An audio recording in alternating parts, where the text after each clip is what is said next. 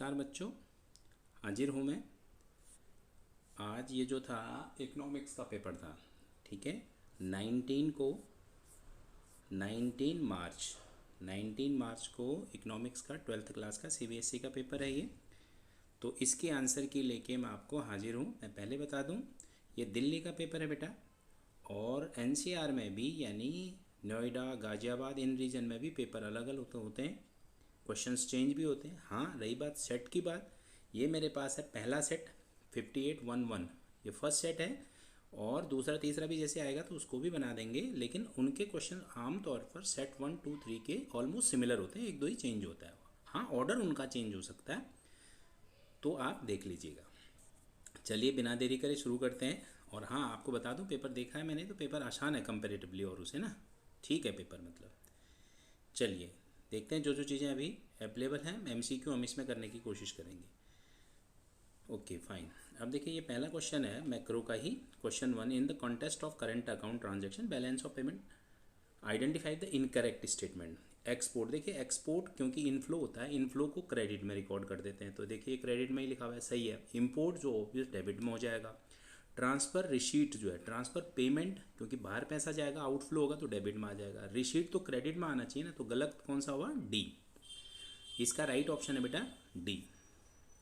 Second question में आइए, from the following column 1 and column 2 choose the correct pair. Income from property old age pension नहीं होती भाई, rent होता है। इनकम फ्रॉम एंटरप्रेन्योर प्रॉफिट होता है। इसका बी ऑप्शन जो है सही है, तो यानी बी का सेकंड सही आंसर है। बाकी आगे क्या देखना है, क्योंकि एक ही करेक्ट होगा, है ना।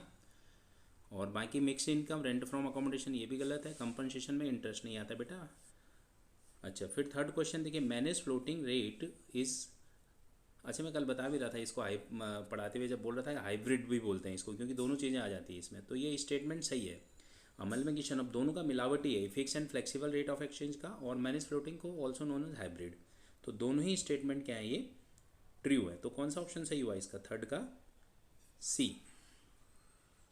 चलिए फोर्थ में आइए, इसने 80,000 का, इरफान ने कोई लोन लिया, he plans to begin repaying loan 6 month after the graduation. देखो जो डेफर्ड हो जाते हैं, जो मतलब काल बाधित बोलते हैं, इनको फ्यूचर में पेमेंट करना होता है, उनको बोलते हैं क्या, डेफर्ड पेमेंट। तो इसका आंसर कौन सा हुआ आपको, सी, ठीक है। जो एक फिक्स टाइम के बाद पे किया जाता है मनी का, money basis of the deferred payment होता है। C option is the right option.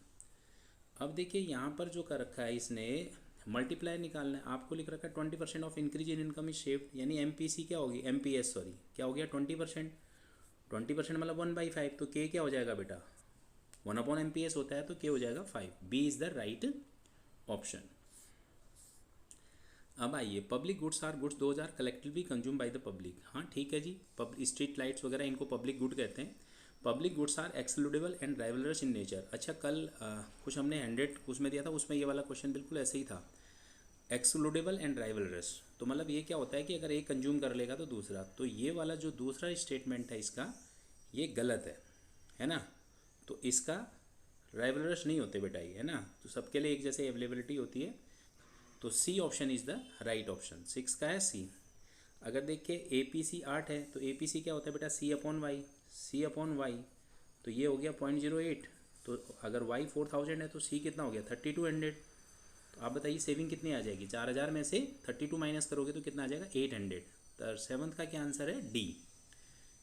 ठीक है, आप समझ रहे होंगे, A P C C upon Y होता है। अच्छा, कई बार बच्चे बोलते हैं कि आप बहुत फटाफट बोलते हो, खैर यहाँ पर तो एम सी क्यू का मतलब है, तो 32 is the right, sorry 800 is the right answer, क्योंकि हमने क्या निकालना है इसमें बेटा, इसमें we have to go for savings. देखो ध्यान रखिएगा, सेविंग निकालनी है, कंजम्पशन निकालना होता तो 32 होता। In the contest of commercial bank which of the following statement are correct. तो भाई डिपॉजिट द लाइबिलिटी साइड में आती है, इसकी ऑब्वियस है, उनको पे करना होता है। क्रेडिट क्रिएट करते हैं, ये भी सही है। एक्सेप्ट जनरल पब्लिक से डिपॉजिट करते हैं, ये भी सही है। मेरे ख्याल से तो तीनों सही लग रहे हैं। They accept the deposit on behalf of, नहीं नहीं ये नहीं है। तो इसका मतलब ये तीनों सही हैं, तो कौन सा ऑप्शन होना चाहिए, ए। बढ़िया, आगे इन अ कंट्री एक्सपोर्ट, एक्सपोर्ट है 600 करेट का और इम्पोर्ट है 450 का। बी ओ टी होता है एक्सपोर्ट माइनस इम्पोर्ट, तो 150 पॉजिटिव आ रहा है, तो यानी सरप्लस 150 है बेटा ये, ठीक है। नाइन्थ का बी। अब आइए 10th में आपको from the following column 1 and choose the correct pair. देखो करेक्ट पेयर में non tax revenue goods and ये तो टैक्स है भाई, इनडायरेक्ट टैक्स फ्री राइडर ये भी गलत है भाई, कैपिटल एक्सपेंडिचर ये तो कैपिटल रिसीट होती है भाई। तो कौन सा ऑप्शन बचा? डी। डी इसका क्या है? राइवलरस इन नेचर है ना। हाँ प्राइवेट पब्लिक गुड्स नहीं होती बट प्राइवेट गुड्स होती हैं वो यही होती हैं, राइवलरस होती हैं। तो इसका मतलब D is the right option. अच्छा इसमें एक NV8 FC निकालना है, ये न्यूमेरिकल भी कर देता हूँ मैं आपको। देखिए न्यूमेरिकल में NV8 FC का फॉर्मूला आपको पता है, sale minus sale, value of output निकलेगा प्लस चेंज इन स्टॉक है ना। तो ये आपने दोनों को ऐड कर दिया, किसको? 10,625 प्लस 600 चेंज इन स्टॉक है, टोटल कितना आया? 11,225 आ गया। ओके ये तो है वैल्यू ऑफ आउटपुट। अब उसमें से माइनस करोगे purchase of raw material minus intermediate consumption यानी purchase of raw material minus depreciation ये 500 है बेटा, और माइनस NIT कितना है आपका? IT माइनस सब्सिडी होता है ना। NIT क्या होता है? IT माइनस सब्सिडी, तो वो है आपका कितना? NIT आपका होगा 800, NIT जो होगा 800 होगा। तो कितना आएगा देखिए, आपने माइनस करना है क्या क्या। IC आपका 2625 और 500 का जो है आपका डेप्रिसिएशन है, और NIT जो आ रहा है आपका 800 आ रहा है। तो ये आ रहा है बेटा 3925 आ रहा है ना। ये अगर माइनस करेंगे 3925 किस में से? इसमें से 3925 माइनस करोगे तो कितना आ जाएगा? वही आपका आंसर होगा। This is 7300 I think. ठीक है 7300 इज द राइट ऑप्शन। तो ये आंसर है इसका, क्योंकि न्यूमेरिकल था छोटा सा ही था इसलिए ये भी कर दिया मैंने। आगे एक और है इसमें छोटा सा न्यूमेरिकल 14th। तो अगर प्राइमरी डिपॉजिट ये है तो रिजर्व रेशो 25, तो क्रेडिट रिजर्व रेशो 25 है तो आपको पता है टोटल क्रेडिट क्रेशन कितना होता है? Primary deposit divided by LRR 25%, तो ये हो गया 2000। देखिए उसने पूछा क्या है समझिएगा, टोटल लैंडिंग पूछा है भाई। 2000 में 500 तो प्राइमरी डिपॉजिट था, तो बचा कितना? 1500। तो आंसर इसका क्या होगा? 1500। लैंडिंग जो आएगी 1500 आएगी बेटा। ठीक है चलिए आगे बढ़ते हैं। अगला क्वेश्चन है बेटा 18। अब ये इंडियन इकोनॉमिक डेवलपमेंट का आ गया। ठीक है MCQ उसका मैंने न्यूमेरिकल जो दिखा मेरे को मैंने कर दिया हुआ आपको। देखो आपको primary sector great leap forward in China है, आपको पता ही है। ये जब स्टार्ट हुआ था ये किसके ऊपर काम हुआ था बेटा? इसमें इंडस्ट्रियल के ऊपर था ये। ठीक है इसका आंसर क्या है? बी। आगे बढ़िए 19 में आपको ये फिगर दे रखी है। देखिए ये बना रहा, identify the correct ration phenomenon which was demand in which demand of resources surpasses their supply. Okay तो आप बताइए इनमें से इकोनॉमिक ग्रोथ तो दिख नहीं रही है, ये आप देख रहे हो जो बाबरे। और इन्वायरमेंटल क्राइसिस ये बिल्कुल ठीक है। काय का एडवांसमेंट, यहाँ तो सारा कुछ ऐसी फैक्ट्रियाँ वगैरह बना रखी हैं। और cultural evolution, no this is B. B is the right answer है। इसका क्या है 19 का बी। अब आइए 20th में 20 hired worker v regular worker as casual worker. देखो जी कैजुअल की तरह हो सकते हैं hire worker, casual worker, hired worker भी रेगुलर सैलरी कैजुअल वर्कर की और कैजुअल वर्कर है ना। ये तो सही है statement. Regular salaried employment is a major, regular employment तो कहीं भी नहीं है, अर्बन में भी नहीं है, मेजर सोर्स ऑफ। तो दूसरी स्टेटमेंट गलत है। तो इसका आंसर कौन सा है 20th का? The answer is this is कौन सा आंसर हुआ? Statement A is true and A 20th का फर्स्ट आंसर है बेटा ए। 21st आइए subsidies maximum quantity of goods. ये क्या करना? From the terms of given column 1 to choose the correct pair of statement. अच्छा आप सोचिए इसको, बात को देखिए करेक्ट पेयर कौन सी है। पहले वाले का क्या है बेटा? Subsidy maximum quantity of goods का कोई मतलब नहीं, कैन बी इम्पोर्टेड। चलो जी ये भी ख़त्म हो गया। लैंड सीलिंग, लैंड सीलिंग के लिए जो है आपका land to the tiller, maximum land to the fixing of the this, तो ये टिलर को देना, ये सेकंड का सी पार्ट है।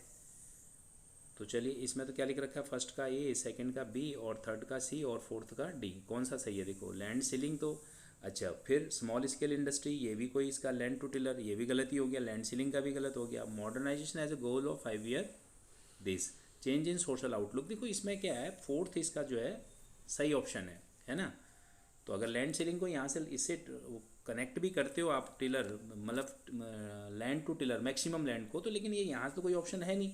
तो ये मॉडर्नाइजेशन जो था 5 ईयर प्लान का, उसमें क्या था, मॉडर्न से रिलेट करना, तो that is change in social outlook, D is the correct option. अच्छा, अब आइए इसमें short term employment occurring transit, आपको ये ट्रांजिट में तो कौन सी होती है, डिस्गाइज आपको पता है, सीजनल आपको पता है, ओपन आपको पता है, दिस इज फ्रिक्शनल अनएम्प्लॉयमेंट। ठीक है, 22वें का 22 का D. Prior to economic growth reform, investment in social infrastructure by China resulted better human development। अच्छा, बिल्कुल सही है जी। और China is ahead of the Pakistan in many of the, दोनों ही सही हैं, तो इसका मतलब है the right answer is a. ठीक है, और सब में ही, ऑल एसडीआई में तो चाइना सब में ही बेटर है, कह लीजिए ए इसका आंसर है। 24 में study the following image carefully. Okay, इसने दे रखा है ये, identify the trade practices that successfully placed bye foreign goods of. Okay, इसका नाम क्या है, सिंपल सी बात, इंपोर्ट सब्स्टिट्यूशन, एक्सपोर्ट प्रमोशन, मतलब फॉरेन गुड्स को रिप्लेस करना है तो एक्सपोर्ट प्रमोशन कैसे होगा, तो दिस इज इंपोर्ट सब्स्टिट्यूशन। ठीक है, फॉरेन गुड्स की जगह अपना ही बना के जो हम इंपोर्ट करते हैं तो उसकी जगह अपना सब्स्टिट्यूट निकाल लो। चलिए आगे बढ़ते हैं जी। 25th, from the following given column 1 correct pair of meaning given in the column 2, human development indicator, rule of law, demographic indicator, constitutional protection, special economic zone, this, and commune system, collective internalisation. तो अब आप देखो, कहीं अगर मान लो मैं तो इसको डी में ही जाऊंगा, क्योंकि इसमें कह रहा है सी भी कहीं ना कहीं थोड़ा सा लग रहा है कि स्पेशल इकोनॉमिक जोन क्या थे चाइना में जो उन्होंने बना रखे थे, generation of the additional economic activities, नहीं मतलब हालांकि इसमें टैक्स वगैरह के लिए कुछ रिबेट थे, लेकिन उससे इकोनॉमिक एक्टिविटी तो डेवलप होंगी। तो कम्यून सिस्टम बिल्कुल करेक्ट है, इसको आप इनडायरेक्टली लिंक करना पड़ेगा, the D is the right option for 25th। 26 के लिए कहता है human capital formation increases rate of participation, क्योंकि अगर स्किल्स वगैरह ऐड करोगे तो उनका पार्टिसिपेशन रेट ऑब्वियस है, वो क्या किसी लायक बनेंगे तो इकोनॉमिक एक्टिविटीज़ में करेंगे। The assertion is okay, rate of participation आपको होता है work force divided by population into 100, आप समझिएगा, तो इसका मतलब दूसरा भी सही है। अब इसका इससे क्या रिलेशन है, ये कोई समझ नहीं आ रही बात, तो इसका आंसर होना चाहिए बेटा बी, है ना। 26 का क्या आंसर होगा, B. India is not a member of the which of the following reasonable, आपको पता ही है, देखो इसका तो है ही वो ब्रिक्स का, शार्क का भी है, साउथ एशिया वाला, G20 का भी मेंबर है, किसका नहीं है वो, G7 का मेंबर नहीं है, यानी 27 का जो आंसर है वो डी है। तो ये थे आपके MCQs टोटल बेटा, तो उम्मीद करता हूँ आपने मिला लिए होंगे, आपको इस वीडियो से फ़ायदा हुआ होगा। अगर आपको ये वीडियो अच्छी लगी हो तो इसको लाइक ज़रूर कर दीजिएगा, क्योंकि लाइक करने से एक्चुअली सारा काम इसका व्यू बढ़ाने का ही है ना, आप समझ लीजिएगा ये वीडियो, बाकी तो होता ही है, आपको यूट्यूब चैनल में अगर बैठे हैं तो आपको ये सब चीज़ें करनी पड़ती हैं। उम्मीद करता हूँ ये आपको मदद करेगा, रखता हूँ इसमें इतना ही, फिर मिलते हैं अगली बार अगली वीडियो में अगले नए किसी पेपर के साथ। और हाँ, आपको सभी बच्चों को अकाउंट्स के पेपर के लिए ऑल द बेस्ट कहना चाहूँगा, अच्छी तैयारी कर लीजिए, जैसे ये आसान पेपर आया आई होप वो भी आसान ही आएगा। ऑल द बेस्ट हैं, ठीक है बेटा।